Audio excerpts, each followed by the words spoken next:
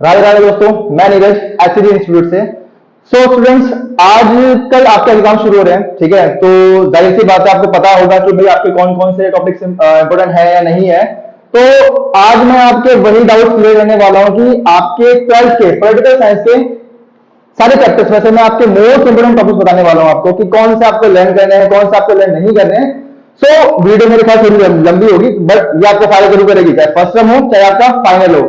अगर आपने टॉपिक्स पढ़ लिए तो स्कोरिंग आपकी 100% है। तो आज मैं वही टॉपिक्स, वही चैप्टर डिस्कस करने वाला हूं जो मोस्ट इंपोर्टेंट है, जो बार बार रिपीट होंगे या ऐसे क्वेश्चन जो आपको एग्जाम में हेल्प करने वाले हैं। So, ठीक है। सो बिना देरी दिए स्टार्ट करते हैं।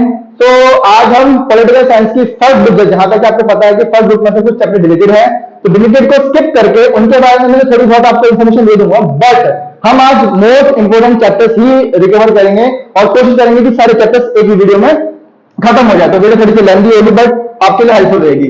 सो बिना देरी के स्टार्ट करते हैं। फर्स्ट चैप्टर जो है हमारा, वो आपको सबको पता है कि शीत युद्ध का दौर है, ठीक है ना। शीत युद्ध का दौर जो कि आपका डिलीटेड है, लेकिन अब ये समझ लेना कि आपको इस चैप्टर के बारे में थोड़ी बहुत नॉलेज होनी चाहिए कि शीत युद्ध क्या था, शीत युद्ध के टाइम पे किन दोनों के बीच में, किन दो गुटों के बीच में लड़ाइयां हुई थी, आपको पता होना चाहिए। क्योंकि बाय चांस अगर इससे 1 मार्क्स के क्वेश्चन आ गए तो आप कंफ्यूज हो जाओगे। तो शीत युद्ध के बारे में आपको बताऊं कि शीत युद्ध की शुरुआत आपकी 1945 से शुरू हुई थी और 1991 तक शीत युद्ध चला था। किन दो गुट के बीच में शुरू हुआ था वो भी पता होना चाहिए आपको।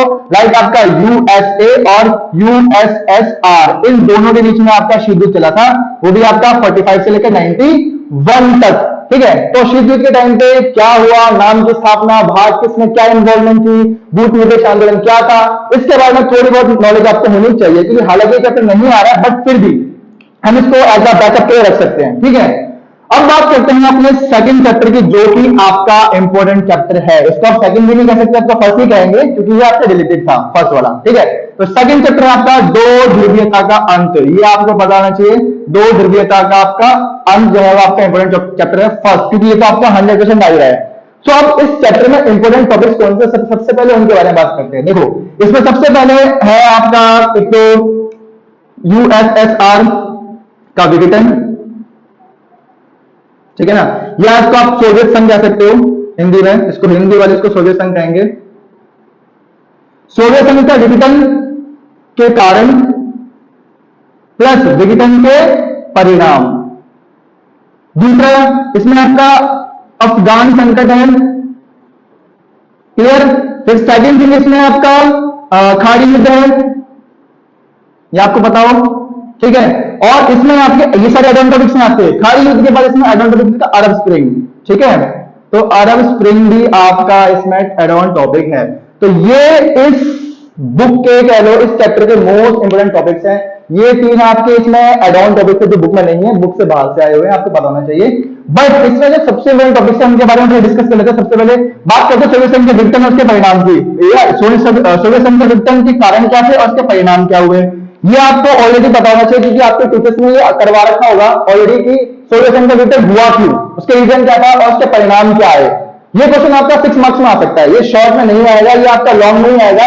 हो सकता है कि ये सिंगल आ जाए कि सोवियत संघ के विघटन के कारण बताओ 6 नंबर में, या फिर पूछे कि सोवियत संघ के विघटन के परिणाम बताओ 6 नंबर में।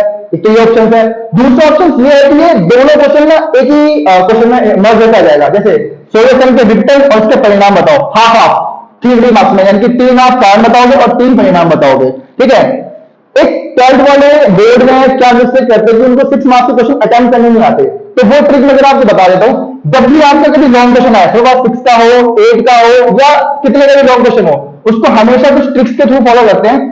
सबसे पहले उसका इंट्रो देना पड़ता है आपको। जो भी टॉपिक्स पूछा गया आपका 6 मार्क्स में, 8 मार्क्स में, अगर किसी टॉपिक के ऊपर क्वेश्चन आ रखा है तो सबसे पहले आप उसका इंट्रो दोगे, ठीक है ना। इंट्रोडक्शन जरूरी है कि जैसे कभी मान लीजिए कि यूएसएसआर को आप बताओगे विघटन के कारण क्या परिणाम क्या, तो आप सबसे पहले यूएसएसआर के बारे में बताओगे कि यूएसएसआर संगठन है, ठीक है ना, 15 गणराज्यों से मिलकर बना हुआ है, इसकी स्थापना कब हुई है, ये इंट्रोडक्शन में आप दोगे, क्लियर।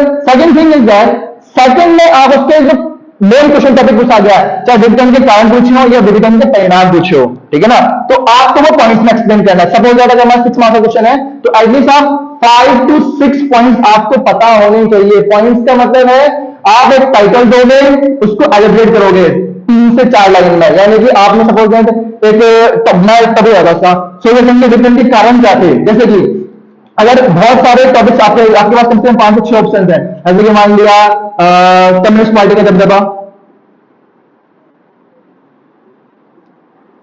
कम्युनिस्ट पार्टी का दबदबा सपोज दैट ये आपका फर्स्ट पॉइंट है, तो आपको इसको एक्सप्लेन करना है, इसको एज इट इज छोड़ के नहीं आना है, क्योंकि इसके मार्क्स नहीं मिलेंगे आपको। पॉइंट आता है ठीक है, हो सकता है कि वो आपको 6 आउट ऑफ 4 दे दे या 6 आउट ऑफ 3 दे दे, लेकिन 6 आउट ऑफ 6 आपको नहीं देगा, ध्यान दें, क्योंकि आपको कम्युनिस्ट पार्टी का दबदबा था तो उसको एक्सप्लेन नहीं करना एटलीस्ट 2 to 3 लाइंस में, क्लियर है। जैसे क्या बताओगे कि भाई जो आपका सोवियत संघ है, यानी कि इसको आप यूएसएसआर कहते हैं, वहां पे सोवियत जो कम्युनिस्ट पार्टी है उसका दबदबा था, ज्यादातर राइट जो है वो वहां की पार्टी के पास थे, लोगों के पास अधिकार कम थे, इन्हीं की एक सिंगल रूलिंग पार्टी थी, तो इनका दबदबा ज्यादा था, गवर्नमेंट इनकी वजह से चलती थी, ये आपको पता होना चाहिए। तो ये भी कहीं ना कहीं एक रीजन था सोवियत संघ के विघटन का। एक और एग्जाम्पल देता हूं, जैसे कि अफगानिस्तान हस्तक्षेप या अफगान हस्तक्षेप,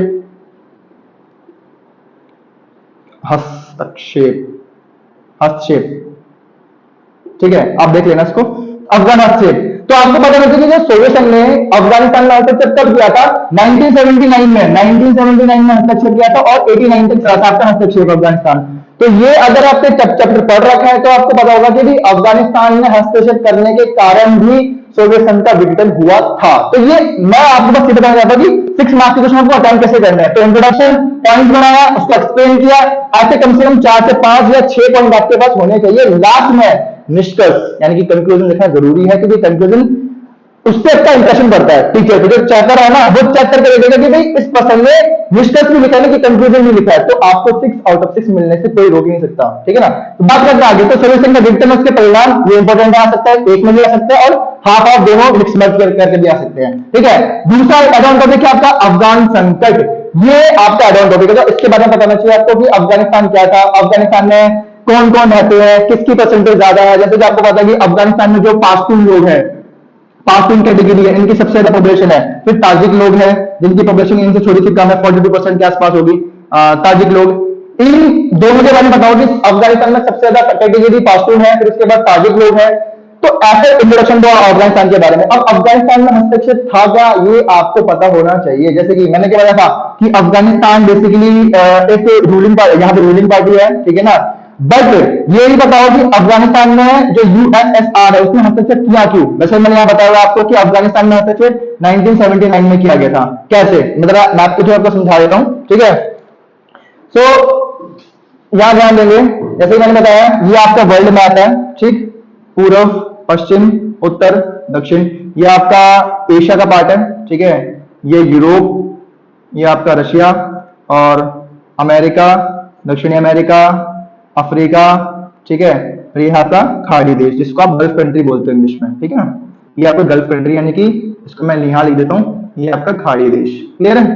तो अफगानिस्तान संकट क्या था, अब देखो क्या है, ये आपको पता है एशिया का पार्ट है, एशिया के पार्ट को भी 4 पार्ट में डिवाइड करूंगा तो यहाँ पे चाइना भी निकलेगा, भारत भी निकलेगा। भारत की अगर मैं ये भारत का मैप बनाऊं आपका, ये भारत का मैप आप सपोज कर सको, तो भारत के बगल में आपका पाकिस्तान है, पाकिस्तान के बगल में आपका अफगानिस्तान साइड पड़ता है। तो अफगानिस्तान में हस्तक्षेप किया क्यों, पहली बात देखो, ये है आपका यू, सपोज ये आपका पार्ट हो रहा है यूएसएसआर का है, हम बात कर रहे हैं शीत युद्ध के टाइम में चले जाते हैं, ठीक है। और ये है आपका यूएसए अमेरिका, ठीक है। अब कहीं ना कहीं शीत युद्ध के टाइम पे दोनों ही चाहते थे कि ज्यादा से ज्यादा देश उनके कब्जे में आ जाए, तो ऐसे ही यूएसएसआर ने सोचा कि भाई कहीं ना कहीं जो अफगानिस्तान है वो हमसे हेल्प मांग रहा है, क्योंकि शीत, आपको पता होगा कि अगर चैप्टर आपने पढ़ रखा है तो अफगानिस्तान में गृह युद्ध हुआ था, ठीक है। गृह युद्ध के कारण ये 2 पार्ट में डिवाइड हो गए थे, क्योंकि अफगानिस्तान में 2 कैटेगरी के लोग थे, एक थे रूढ़िवादी सोच वाले, एक थे थोड़ी सी नई सोच वाले। जैसे कि आपको बताओ कि अफगानिस्तान की जो पार्टी आई थी वो आई थी पीडीपीए थी, people's democratic party of Afghanistan. ये आपको पता होना चाहिए, ये पार्टी चाहती थी कि लोगों को राइट्स मिले, ठीक है, लोकतंत्र की स्थापना हो, राइट्स मिले, डेमोक्रेसी हो, ताकि डेवलपमेंट आते रहे। ये थोड़ी नई सोच के लोग थे, बट यहाँ के जो पुराने रूढ़िवादी सोच के लोग थे अफगानिस्तान के, इन्होंने इसका विरोध किया। तो अब ये लगा कि जो अफगानिस्तान है आपका, अफगानिस्तान 2 पार्ट में डिवाइड हो गया, एक हो गया पीडीपीए के सपोर्टर और एक हो गया जो ऑलरेडी पुरानी रीति रिवाज को फॉलो करते हुए आ रहे हैं। अब पीडीपीए ने हेल्प मांगी यूएसएसआर से, ठीक है ना, कि भाई हमारी हेल्प करो, हमारे जो देश के लोग हैं वो हमारे सपोर्ट में नहीं है। तो यूएसएसआर ने क्या किया, यूएसएसआर को एक मौका मिल गया कि भाई अपनी कैटेगरी और बढ़ाने का या अपना ग्रुप संगठन बढ़ाने का। उसने क्या कर दिया, यूएसएसआर ने 79 में हस्तक्षेप किया, अपनी आर्मी वहां भेज दी अफगानिस्तान में। तो इससे क्या हो गया कि जो यूएसएसआर के लोग हैं, जो उनकी खुद की जनता है, वो भी खा पाओगे। क्यों क्यों भाई, ये आपको पता ही है कि भाई अफगानिस्तान की जो यूएसएसआर की जो जनता है, वो वैसे उनसे अपनी सरकार से नाखुश थी कि भाई एक तो शीत युद्ध इतने लॉन्ग टाइम में चल रहा है, ना ही शीत युद्ध हो रहा है, कोई कंफ्यूजन ही निकल रहा है, ना ही युद्ध हो रहा है, ना ये साइड कर रहे हैं, क्योंकि अर्थव्यवस्था डाउन थी, कोई व्यापार नहीं चल रहा था। क्योंकि आपको पता ही है कि शीत युद्ध आपका 45 से लेकर 91 तक चला था, लेकिन 45 से लेकर 80s तक या लेट 80s तक ना कोई युद्ध हुआ ही नहीं। लोगों को भी लगा कि या तो युद्ध होकर साइड हो जाए या हम आगे बढ़े, व्यापार करें, अर्थव्यवस्था डाउन जा रही है भाई। यहाँ के लोग यूएसएसआर से ऐसे नाखुश थे। प्लस यूएसएसआर ने क्या किया, अपनी आर्मी भेज दी अफगानिस्तान में, उनको आर्थिक सहायता दी, अपनी आर्मी भेज दी। तो यहाँ की जनता को नाखुश हो गई कि भाई एक तो घर में खाने के लिए पैसे नहीं और बाहर पैसे दे रहे हो, ठीक है। उसके बाद क्या, इसकी जनता नाखुश, यहाँ की जनता खुश हो गई, ठीक है, पीडीपी है भाई, हमारी हमको सपोर्ट मिल रहा है, ठीक है।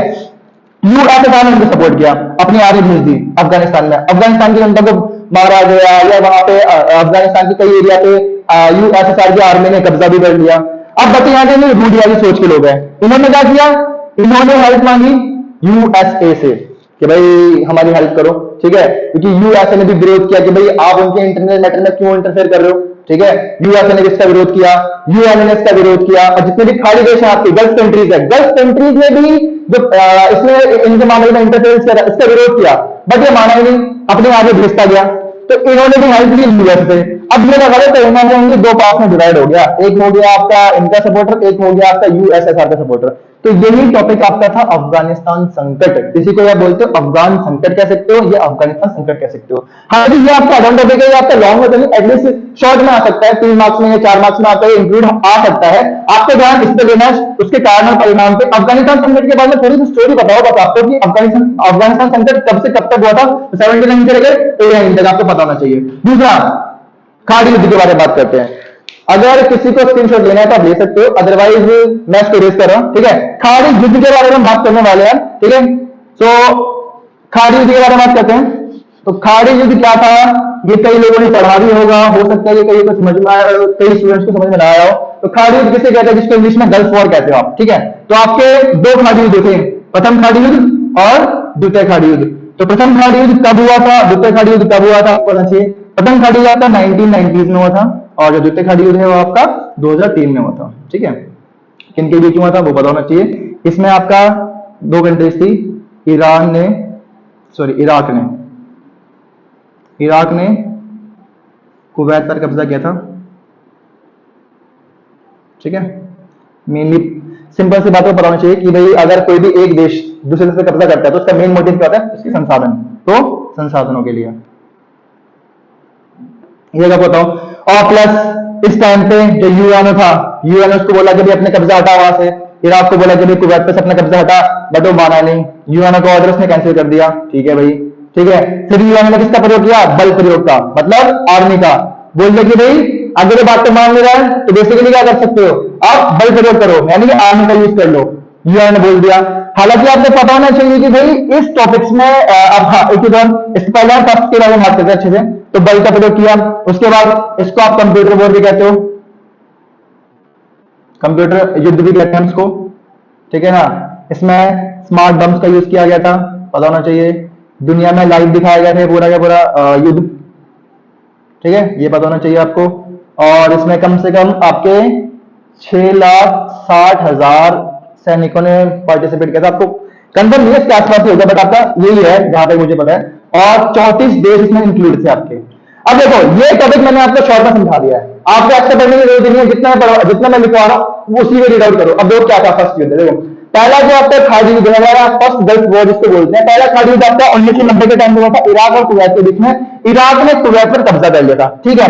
अब कब्जा करने का मेन रीजन क्या होता है, संसाधन थे, ठीक है ना। उस टाइम पे जो इराक के वो जो प्रेसिडेंट लीडर थे वो थे आपके सद्दाम हुसैन, ठीक है, सद्दाम हुसैन थे आपके, ये उस टाइम पे लीडर थे। तो इन्होंने कुवैत पर कब्जा सिर्फ संसाधनों के लिए किया था कि बाई चांस वहां के संसाधन जो है वो अपने में, क्योंकि देश में कब्जा करने का मेन मोटिव उसका संसाधन होता है। ठीक है, आगे बात करते हैं। अब जब ये कब्जा हुआ तो भाई उस टाइम पे अंतर्राष्ट्रीय संगठन में था यूएनओ ने बोला कि भाई ये कब्जा हटा ले, बेफालतू का कब्जा है, बेमतलब का कब्जा है। बट यूएनओ के फैसले को माना ही नहीं, वो काफी समझाया उसको, इराक को नहीं माना। तब जाके एंड लास्ट में यूएनओ ने बोला कि चलो ठीक है ऐसा करते हैं, आर्मी का यूज कर लो। आर्मी का यूज किया गया, सबके सब देश शॉक्ड हो गए कि भाई यूएनओ ने ऐसा फैसला कभी नहीं लिया। अपने 45 के करियर में यूएनओ ने कभी भी बल प्रयोग का अलाउंस नहीं करी कि आप बल प्रयोग करो, मना कर दिया। अब उसके बाद आगे करते करते ये युद्ध बढ़ता गया। ठीक है ना, यूएनओ ने आर्मी का यूज कर दिया। अब इसके साथ क्या हो गया, अमेरिका ने अपने साथ 34 कंट्रीज का रन कर लिया कि चलो ठीक है हमें युद्ध करना है, सारे एक साथ आ जाओ। तो 34 देश शामिल हो गए और 34 देशों की कम से कम 6,60,000 आर्मी इसमें इंक्लूड आई। सद्दाम हुसैन ने क्या बोला कि भाई आओ जितने हो सकता हमसे लड़ो। उन्हें एक डायलॉग होगा जो कि आपको पता भी होगा, टीचर्स ने बताया होगा आपको कि सद्दाम हुसैन ने कहा था कि ये 100 जंग होगी, एक जंग होगी, यानी कि एक्शन जंग होगी जिसको सौ का याद रखोगे। आगे बात करते हैं। बट युद्ध हुआ, युद्ध में सद्दाम हुसैन हार गए, जाहिर सी बात है। अमेरिका के पास ऑलरेडी वही पावरफुल कंट्री है, प्लस 34 देश और इंक्लूड हो गए, 6 लाख 6.5 सैनिक है, प्लस स्मार्ट बम का यूज किया गया है। ठीक है, इसको कंप्यूटर वॉर भी कहा गया है क्योंकि ये पूरा युद्ध आप समझो कि पूरे युद्ध को पूरी दुनिया में लाइव दिखाया गया है। बिकॉज ऑफ कि भाई अमेरिका अपनी पावर शो करना चाहता है कि भाई मेरे पास कितने सारे बॉम्ब्स हैं। ठीक है, या लाइव दिखाने का एक मोटिव ये था कि अमेरिका कहीं ना कहीं दबदबा अपना डर दिखाना चाहता है पूरी दुनिया में। ठीक है, तो ये था आपका प्रथम खाड़ी युद्ध। ऐसा ही आपका द्वितीय खाड़ी युद्ध है, जब इस बार अलग है। द्वितीय खाड़ी युद्ध में क्या है कि अमेरिका ने इस बार इराक पे कब्जा किया था। इराक पे, यहाँ पे इराक ने कुवैत से किया, यहाँ पे अमेरिका ने इराक पे किया था। अब देखो क्या है इसमें, क्या क्या चीजें इंपॉर्टेंट है। इसमें 40 देश शामिल थे। मोटिव क्या था, संसाधन कब्जा करने का। ठीक है, इसके बाद नेक्स्ट है हाँ, इस बार यूएनओ ने कोई परमिशन नहीं दी थी जाने का। इस बार अमेरिका ने अपनी मनमर्जी चलाई, अपने आप ही यूएनओ से पूछा गया, बट यूएनओ को अलाउंस नहीं करी, मंजूरी नहीं दी, अमेरिका ने अपना भी हमला कर दिया इस पे।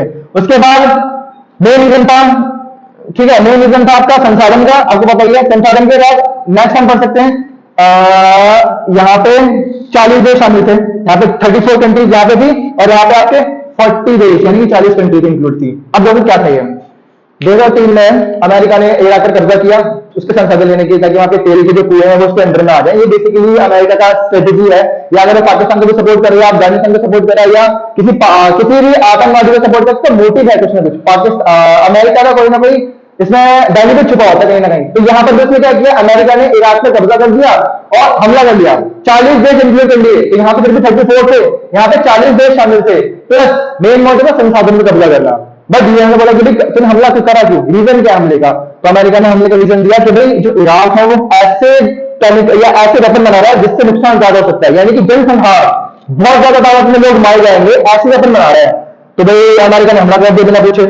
उसके बाद जब जांच पड़ताल हुई तो ऐसा कोई वेपन मिला ही नहीं। बट यहाँ पे आप कुछ कर ही सकते थे कि भाई सबको पता है भाई यूएन के जो परमाणु मेंबर है उनमें से अमेरिका सबसे ताकतवर देश है, तो भाई अपनी चलाई उसने कहीं ना कहीं। बट उसने जाहिर सी बात है इराक को हरा तो दिया, उससे कब्जा भी ले लिया, लेकिन वहां पे अपनी मनपसंद सरकार नहीं दिखा पाया, क्योंकि इराक के लोगों ने जो वहां की जनता है उन्होंने उनका विरोध किया, आंदोलन बढ़ता गया। लास्ट में क्या किया, अमेरिका ने अपना कब्जा वापस ही ले लिया। तो ये था आपका प्रथम खाड़ी युद्ध, द्वितीय खाड़ी युद्ध। देखो अब ये आपका खाड़ी युद्ध आपका दो प्रकार से भी आ सकता है, यदि हाफ हाफ में आ जाए या लॉन्ग मार्क्स में आ जाए, तो आपको उसको प्रिपेयर करना पड़ेगा। इसके बारे में नॉलेज होनी चाहिए कि इसकी डेट क्या है, उनके बीच में हुआ था, कब हुआ था, क्या क्या रीजन से, कंप्यूटर वॉर वगैरह, स्मार्ट बम, ये आपके 1 मार्क्स में भी आ सकते हैं। ठीक है ना, तो लॉन्ग मार्क्स में ये दो कर सकते हो और ये कर सकते हो आपका। ठीक है, आप क्या स्क्रीनशॉट ले सकते हैं चीजों का। अब लास्ट बताने जा रहा हूं अरब स्प्रिंग के बारे में। अरब स्प्रिंग के बारे में आपको बताना चाहिए कि अरब स्प्रिंग में मेन लीडर जो है वो मेन लीडर है मोहम्मद दाऊदी जी है। मोहम्मद दाऊदी जी कहां से बिलोंग करते हैं उसके बारे में बता देता हूं आपको, इतना इसका स्क्रीनशॉट ले सकते हो, अदरवाइज मैं इसका एरेज कर लेता हूं। ठीक है, चलिए अब बात करते हैं सबसे पहले अरब स्प्रिंग की। ठीक है, अरब स्प्रिंग के बारे में आपको बताना चाहिए कि अरब स्प्रिंग क्या था, कहां हुआ था। ठीक है, तो अगर मैं ये वर्ल्ड मैप की बात करूं तो ये पूर्व, पश्चिम, उत्तर, दक्षिण, आपका इस तरफ आपका अमेरिका है, इस तरफ का साउथ अमेरिका, और ये है आपका साउथ अफ्रीका। ठीक है, साउथ अफ्रीका। तो बात करते हैं अरब स्प्रिंग कहां हुआ था, ये हुआ था साउथ अफ्रीका के ट्यूनीशिया में, जगह है ट्यूनीशिया। तो यहां पे हुआ था, यहाँ पे एक पर्सन है मोहम्मद दाऊदी जी, जिनका जो बेसिकली छोटी उम्र में 3 साल की उम्र में उनके फादर एक्सपायर हो गए थे, आपको पता होगा। 3 साल की उम्र में उनके फादर एक्सपायर हो गए। 10 साल की उम्र में उन्होंने फूड सेलिंग शुरू करी, फल बेचना शुरू कर दिया। और उस टाइम पे जो ये क्वीन एशिया था, क्वीन एशिया का जो लीडर था वो था आपका बेन अली। फुल नेम इनका कुछ और है, मतलब फुल नेम भी वो आगे, बट आप शॉर्ट फॉर्म में बेन अली लिख सकते हो। बेन अली था, और ये एक तरीके से राजतंत्र था, वहां पे डिक्टेटरशिप थी, मतलब अपनी मर्जी चलाया था ये क्वीन एशिया में। तो उस टाइम पे क्या था, इन्होंने फल बेचने के लिए लाइसेंस के लिए अप्लाई कर रखा था, बट इनको लाइसेंस मिल नहीं पाया किसी रीजन से, डिले हो गया। बट एक दिन क्या हुआ, जिस जगह पे अपनी रेडी लगाते हैं, जिस जहां पे अपना ठेला लगाते हैं, वहां पे किसी और ने अपना ठेला लगा रखा था। इन्होंने शिकायत करी कि भाई इस बंदे ने मेरे बेल की जगह पे ठेला लगा रखा है। बट वहां से आर्मी ने उन्हीं को मारा, पुलिस वाले ने। क्यों? क्योंकि उनके पास लाइसेंस नहीं है। कि एक तो उस पर्सन के पास लाइसेंस है, उसने अपनी रेडी वहां लगा रखी है, और तेरे पास लाइसेंस नहीं है तो फिर भी कंप्लेन करने के लिए आया। तो वहां पे जो आर्मी है, पुलिस वालों ने उनको मारा पीटा, उनको बेइज्जत किया, उनकी जो फल की रेडी उनको फेंक दिया उठा के, ठीक है। उनको बहुत ज्यादा हर्ट हुआ मोहम्मद दाऊदी जी को। मोहम्मद दाऊदी जी गए घर, कैरोसिन ऑयल लेके आए, उसी जगह पे अपने आप को आग लगा दी उन्होंने, मतलब आग से ढेर कर लिया, अपना आप को जला लिया। ऐसे करते करते इंसिडेंट फैलता गया, लोग इसके लिए पागल हो गए, मतलब मोहम्मद दाऊदी को सपोर्ट करने लगे बहुत ज्यादा। बाद में ये जो छोटा सा टॉपिक है, ये पूरे अरब में फैल गया, अफ्रीका से लेकर ये अरबन कंट्रीज तक फैल गया। इसीलिए इसको अरब स्प्रिंग कहा गया है, क्योंकि ये छोटा सा टॉपिक था। किसको पता था कि भाई एक छोटा सा फूड सेलर जो है वो इतनी बड़ी क्रांति लेके आ जाएगा। तो ये आपका ऑलमोस्ट 2010 के टाइम पे हुआ था, ठीक है ना। उस टाइम पे ये वीडियो पूरे फेसबुक पे वायरल हो गई थी, ठीक है। अब इसके बारे में मैं डिटेल में आपको नहीं बता सकता, क्योंकि हमें और का चैप्टर भी कवर करने हैं। अगर आपको चाहिए तो आप कमेंट में बता देना कि भाई मुझे इस चैप्टर के पर पूरे डिटेल में समझना है, ठीक है। तो अरब स्प्रिंग आपका लॉन्ग में तो नहीं, बट आपका हाँ शॉर्ट में आ सकता है, 3 मार्क्स में 2 मार्क्स में आपके अरब स्प्रिंग के बारे में आ सकता है, या फिर अरब स्प्रिंग के प्रभाव हो सकता है कि अरब स्प्रिंग का इम्पैक्ट क्या पड़ा, ठीक है। तो ये आपका सेकंड चैप्टर जो कि मोस्ट इंपोर्टेंट चैप्टर है आपका। तो दोस्तों ये चैप्टर हमारा कुछ लंबा हो चुका है, ठीक है, क्योंकि इसमें एडवांस टॉपिक्स हैं, प्लस ये एक इंपोर्टेंट चैप्टर भी है, तो इसलिए मुझे डीपली समझाना पड़ा। क्योंकि अगर मैं ऊपर ऊपर समझाऊंगा तो हो सकता है कि कई लोगों को समझ में ना आए। तो ये वीडियो हमारी थोड़ी सी लंबी हो चुकी है, तो इसका जो नेक्स्ट चैप्टर है वो हम अगली वीडियो में कवर करेंगे, ठीक है। इसके बाद जो चैप्टर है वो है आपका सत्ता के वैकल्पिक केंद्र, वो मैं नेक्स्ट वीडियो में खत्म कर दूंगा आपका, और हो सकता है कि छोटी बने और जल्दी खत्म कर दूंगा आपको, ठीक है। तब तक आप इसको रिवाइज करो, अगर कुछ डाउट्स है तो आप कमेंट में पूछ सकते हो मुझसे, ठीक है। तब तक के लिए राधे राधे।